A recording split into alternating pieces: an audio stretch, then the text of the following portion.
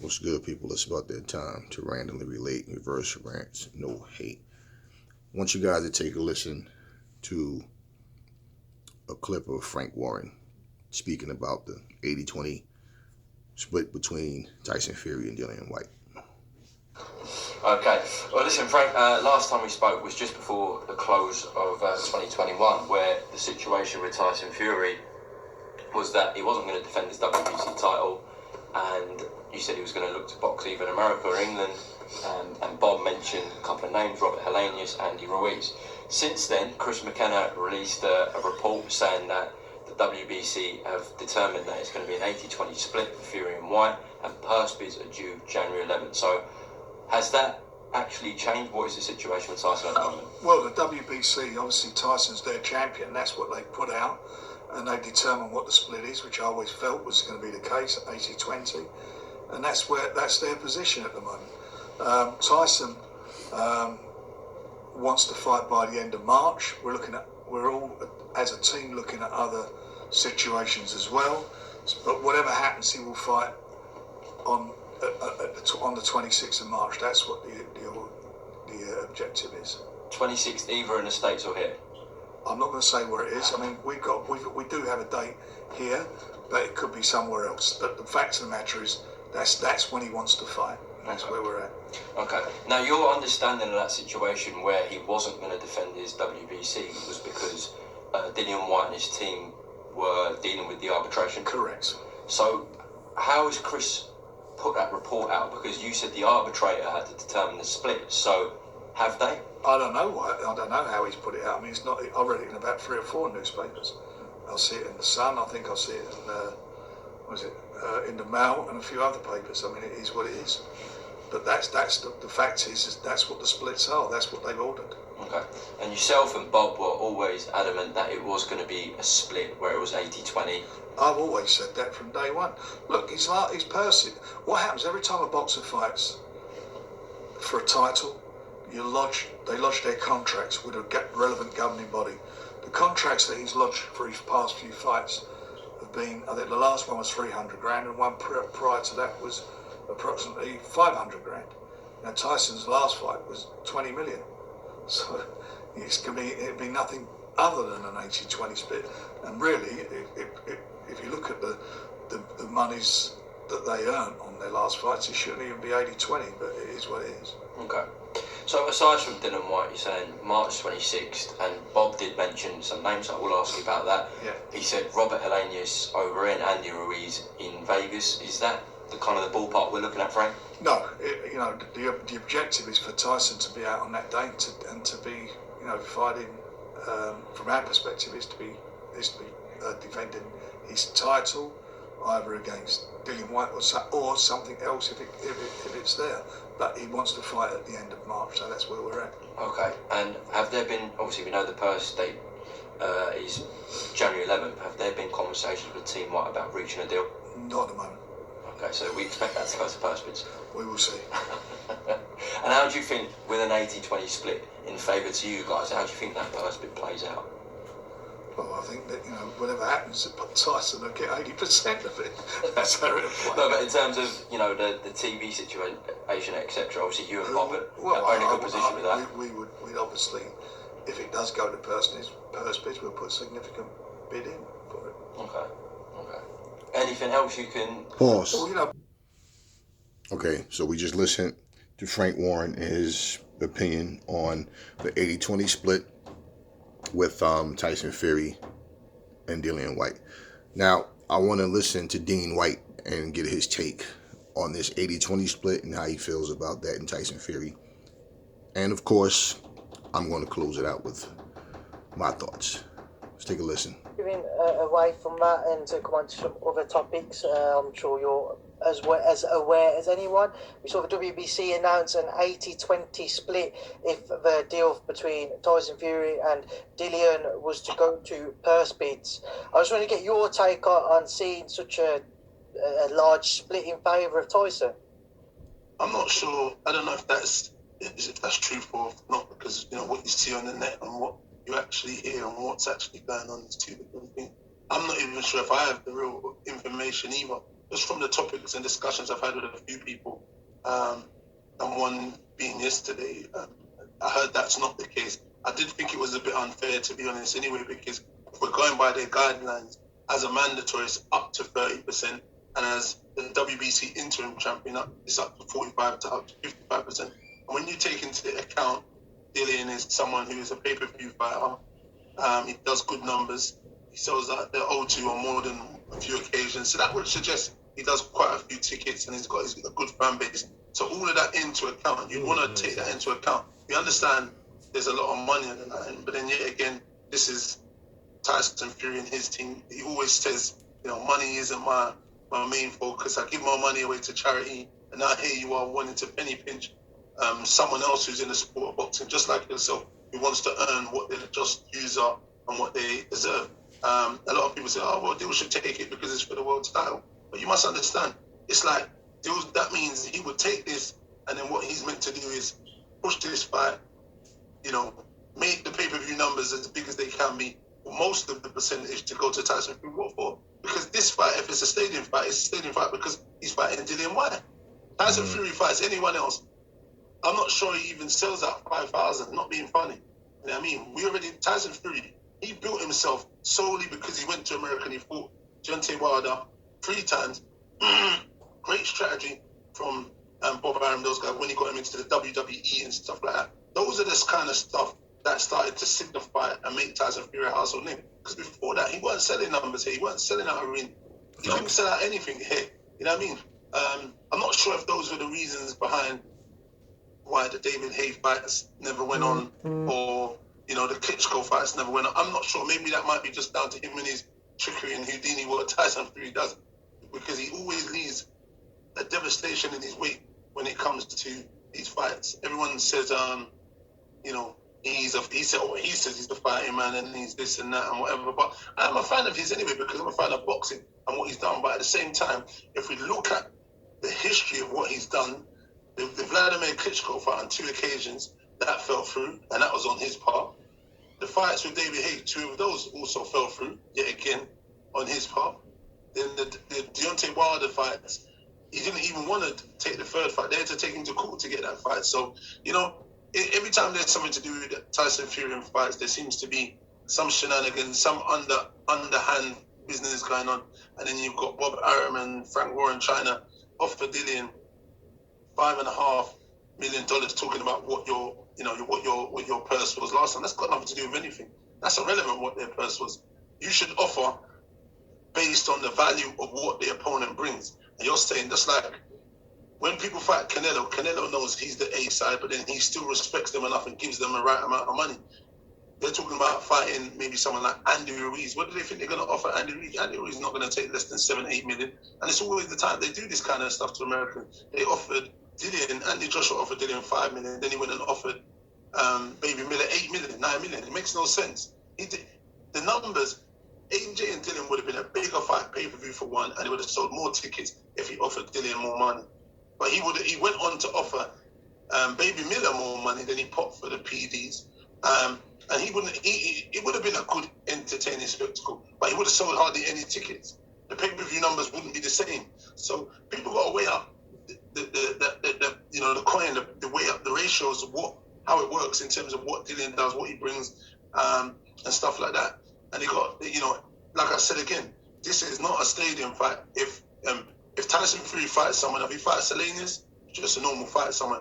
Yes, i.e. fans will go and see Tyson Fury, but yet again, who knows how much? He's definitely made himself a household name in America, which is excellent because he's with ESPN and so on.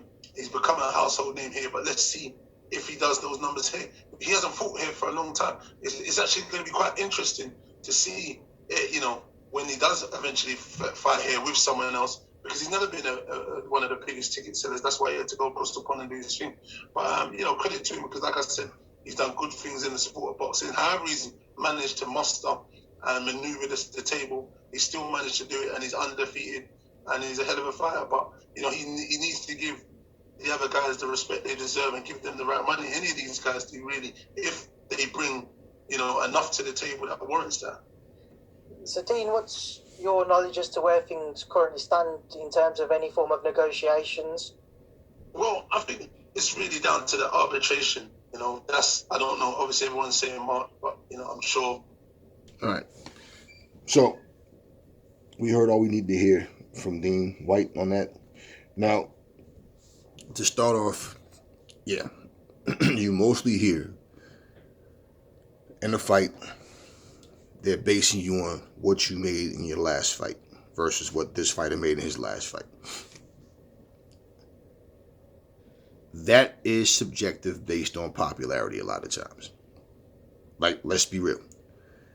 So, to Frank Warren's point, yeah, that has been the way it's been done for a long time. But then also, to Dean Whyte's point, yeah, it's been where, okay, no, they respect the guy enough, certain fighters to where, yeah, let's make this happen. I think, yeah, we can work with giving this guy this, right? Again, like I said, Anthony Joshua said 50-50, okay? When he makes more money than Tyson Fury. And remember, Tyson Fury went from saying he doesn't fight for the money, he doesn't care about the money, to I'm not fighting Anthony Joshua unless there's a boatload of money. Remember that? Okay, so, and we do know Tyson Fury is always some kind of controversy surrounding him, and people just sweep it under the rug. Oh, that's just Fury being Fury type thing. And again, with the mandatory spot and the interim spot. Now, I've heard he's no longer the interim once he lost to Povetkin. I said, okay, so when Povetkin defeated him, did that make him interim as well? You understand what I'm saying? I don't know. Well, how did he lose it to Povetkin and not win it back, even though he won his title back and he won the fight? So what does the interim go? Okay, if you lose, it just is up to whatever sanctioning body to decide, or have, or who's the interim champion.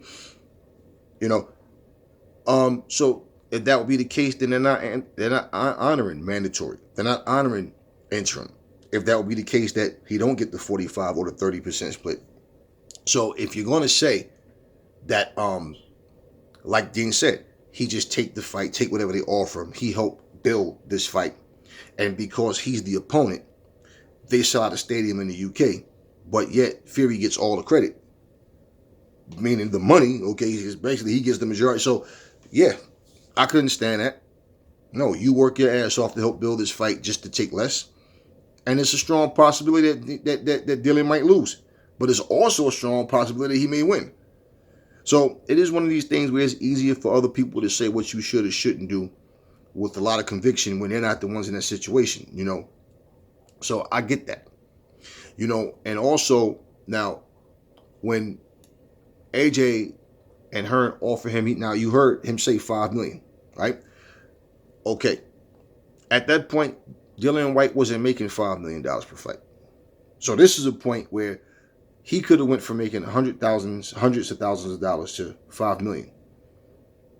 And understand, this was several years ago. In Dillian's mind, he was a bigger star than what he really is. I think part of his ego was like, nah, hell no. No.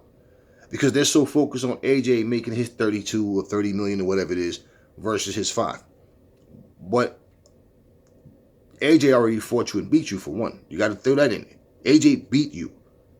Now, to give you what you're worth, you wasn't worth $5 million. But understand, neither guy was champion the first time they fought, but AJ already beat you. Now, AJ grown to be the cash cow. Dillian is still playing catch up and was nowhere near, doing the numbers that AJ made. And also the same way he's saying how this fight would sell out because Tyson's fighting Dillian. Well, it's the same thing. Now, he said that Dillian sold out the O2 Arena on 2 occasions. Okay, that's all good. And he probably is more respected in the UK than Fury is. And yes, the marketing. Understand, Frank Warren, which is part of that video, what I didn't play. It really wasn't necessary so much. But then, because Dean Whyte said what he said, me playing that part, Frank Warren talked about him and Bob being very close and working hand in hand together, from, Frank Warren taking care of things on the UK side. Bob Arum taking care of things on a American side, and basically they come to the same point. So yeah, getting him into the WWE and all of this things to grow his popularity. Now even like for example, Francis Ngannou made a tweet saying he wanted to. He did make a video. He did actually. I didn't see the actual video, but he did make a video talking about he wanted to fight Wilder and he wanted to fight Tyson Fury, and he sent the tweet out about it, and Fury sent the tweet out about it, and then Francis Ngannou responded. A lot of times those things are publicity stunts as well. Now it's something I'm definitely not interested in, but the point that I'm getting at, and Dane White said it, regardless to how he built his profile, the point is he did it. He has shown, that he can fight in the ring. He is the WBC champion. But at the same time, in terms of fairness, how you treat the fighters, your opponents, yeah, that has everything to do with it. This is how people make their money, fighting each other. And again, you got to hold people accountable for what comes out their mouth. Tyson Fury several times has referred to himself as a Spartan, and he doesn't care about the money. He doesn't fight for the money. He don't care about the money. And then brought up how he gave all his money to charity when he came back and all of that, and because he knew he'd make it back, right? Okay. Here's the deal, though. For you to fight a guy like Dillian Whyte, who was one of the top heavyweights, and you guys are so focused on an 80-20 split, let me explain how that's bullshit too with Fury saying all of that. Your team has to eat. So you think Frank Warren, you think Bob Arum, do you think his trainers, his cornermen, do you think these guys are, oh, Fury, whatever you decide to give us, that's okay with us? No, they have their prices too. So they're not happy with you taking less than what you should be making. They're not building your profile up to help you make more money just so they can make less money from you, because they get paid by you. So at the end of the day, they're not sitting up here happy with you just taking less money and all this. I'm a Spartan and I don't care about the money. That's bullshit. There's no fucking fighter with common sense in his head that fights just to fight. Now you can say I love to fight and hey, this is the best job in the world. I get paid to do what I love to do. I can understand that. But to sit here, oh, I love fighting so much, I don't care about them. No, that's the case, then you would basically do what Kimbo Slice was doing.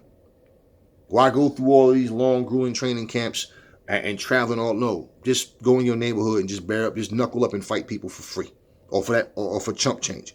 Because at the end of the day, or go to bare knuckle fighting where they make a lot less money than what they make in boxing. So let's not sit here and be fooled. And see, one thing the fans got to stop doing is this. You hear it and see the comments and things all the time. They always find a fighter that they like. They always find a fighter that's hungry right now and talk about this guy will fight anybody. See, that's what I like about him. He'll fight anybody. Let me explain something to you about these fighters. These fighters are fucking broke. These fighters are hungry, literally. These fighters are trying to get to that point. Once these guys taste millions of dollars, more than likely that hunger changes. It's not the same as it was because now I don't have to fight as hard as I used to. But if the focus is, but damn, if I get caught slipping, I'm not going to make this money like I used to. It's going to decrease. It's going to change.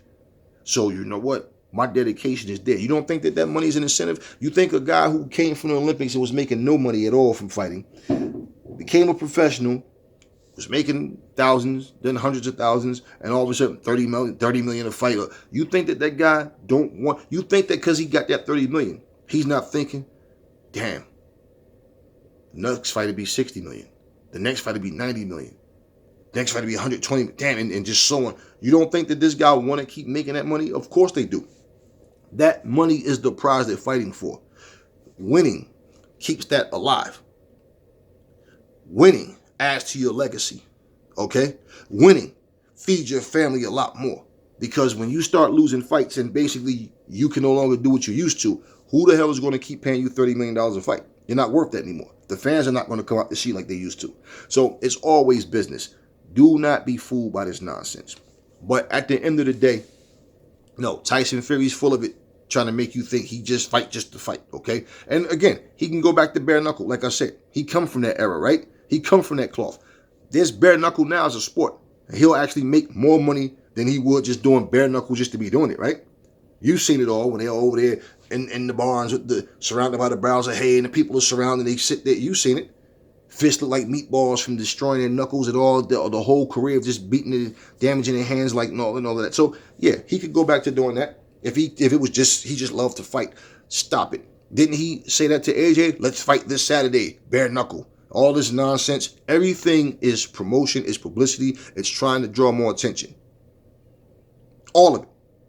Even if people say things and mean it, they know if they put this out on social media, everybody's like, oh shit. Because look, just yesterday, right? I had several people like, yo, who this dude Tyson Fury's trying to fight? These are people that's not familiar with the UFC. And then I know what you're talking about. I'm like, I don't know if that's actually going to happen or not. If it does, and I'm telling you right now, if it does, I don't care. I'm not watching it. Because it's a disservice to boxing. It's a disservice to the fans and to the fighters of boxing. This will not bring more eyes to boxing. It will not bring more eyes to the UFC. What it will simply do is be a spectacle, circus show, bullshit that we do not need in boxing. It makes no sense. It makes no difference, which I have a video coming up where I'm going to talking about several things related to that, and check it out. But listen, if Dillian Whyte is in, now you heard Dean say that that's the split that the WBC said, but he's not sure if it's concrete, basically, is what he, here's the reality. Dillian Whyte, if the situation is, well, look, this is the best we can do, Dillian. It's 80-20. Either he's going to take the fight and take the $5 million and also with the championship on the line, or he's going to fight somebody else and make less money with no championship on the line, or let's just say if somebody else will put up $5 million with no championship on the line, it would just make more sense to me that you go in there, you confident in your skills, right? Go in there and beat Fury, take his title, now the ball is in your court. Simple. I doubt very seriously somebody's going to pay him more than what they're, offering him against Fury, and that's what they would use against him as well. Well, Fury's only offering you $5 million, and this is with a championship on the line. So I don't see him making that anywhere else. Okay. But that's the sad part of it.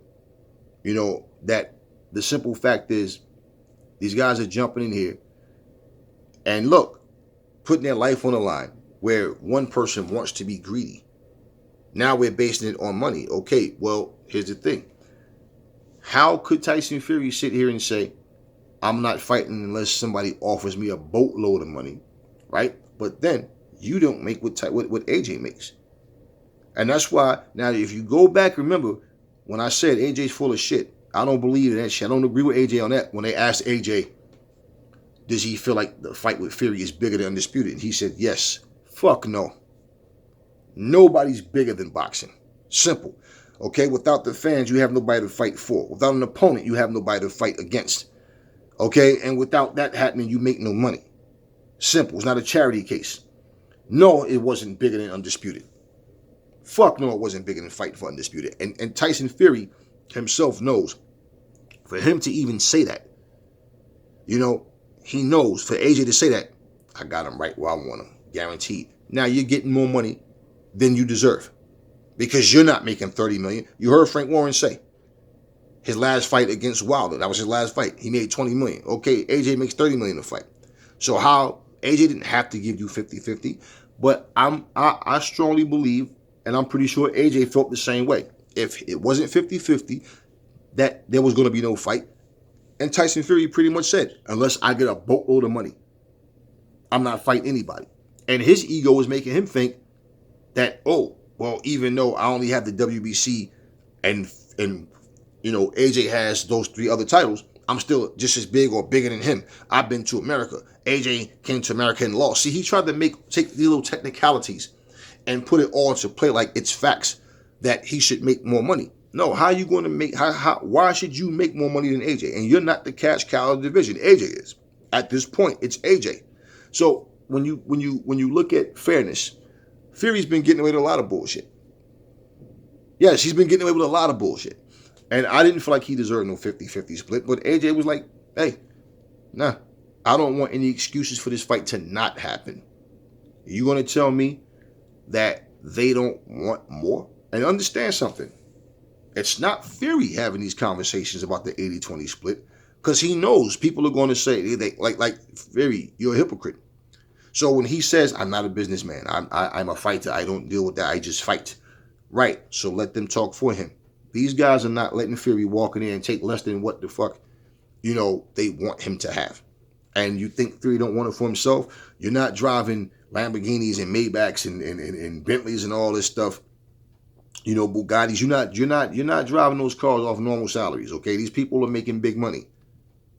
So, however it goes, you can listen to Frank Warren as well. You can see like he did say well, we're supposed to be fighting. The thing is, we want to be fighting March 26th. That's the important thing, whether it's against Dillian Whyte or somebody else. But that's the goal. They asked him about a fourth fight with Wilder, and he says, as of now, no, there's no been any word on that. I'm certainly not interested in the fourth fight. No, just for what? No reason at all to fight. If you can fight Wilder a fourth time, does Wilder's stock go up after getting beat? Does he take less than what he made last time? Does he deserve more than what he made last time for losing? So, at the end of the day, but you can hear they don't really want to fight Dillian Whyte. It's like there's no real interest there. And he's always saying somebody, just anybody. Who? Because if you fight a guy like Andy Ruiz, like Dean said, and I agree, he's not going to fight for less than 8 or 9 million. You're not going to offer Ruiz $5 million and have him, pretty much more likely no. And when these guys start shopping around trying to get fights, they look at what they're being offered, and it's like, okay, I can get more fighting this guy. Only difference is the championship involved. When the title's on the line, it's we've seen several fighters decline title fights. Javier Fortuna chose to fight Ryan Garcia over Devin Haney, who's the champion. The fight didn't happen, but several times you've heard about fighters declining a championship fight, declining a mandatory position. So I'm fighting for the mandatory position. So at the end of the day, listen, if this fight does happen, it happens. If it doesn't, it doesn't. But like I said last time, stop letting fighters lie to you about, stop believing this nonsense when they lie to you about, they just do it just for the money. No. There's easier ways, okay, to punish yourself without having to end up with brain damage, possible brain damage, and just things wrong with you until the day you die because you're in here getting your brains beat out. And then it takes you a while to get to this level to get this kind of money. And we know that Fury was no big name in the UK. He wasn't a big name here. He wasn't selling out a lot of anything. And they always said you got to come to America to really make it. Lennox Lewis was pretty much criticizing Anthony Joshua for not doing the same thing. You have to go to America. You have to. So all of these things have nothing to do with how good of a fighter you are. Okay? But in terms of popularity, you being marketable and people believing in your brand, that's what it comes down to. This is all about money. You guys think people are throwing $20 million around, $30 million around? You think they're just throwing money around just because they have it to? You don't think that nobody's giving you anything. You have to earn that spot. Dillian Whyte's just been in a position for so long where he's been overlooked that I'm pretty sure it's frustrating to him and it's aggravating. But at the same time, if you notice something, the WBC, I don't care. Look, every title is prestigious. If they wasn't, then you wouldn't need them to be undisputed. But it's always like the WBC, it's like they think they're the big shit in boxing. They can just decide who they want to do whatever with and openly contradict themselves. So at some point, man, it's like, I feel like the best thing that can happen to the WBC in boxing is somebody win that title that don't give a shit about their bullshit rules and trying to go along with what they want when what they're doing is not really helping the fight fans or the fighters. Because here's the situation now. When things go to purse bids, people thought this would have it would benefit Whyte more, because then they would have to honor his mandatory position, the 30%, and then with the interim, the 45%, and that doesn't like that's the case. So anyway, we'll see how things go, and maybe we get the fight, maybe not. Never fall in love with lies. Remember, the truth brings hate out of people, and I will catch y'all on the next video.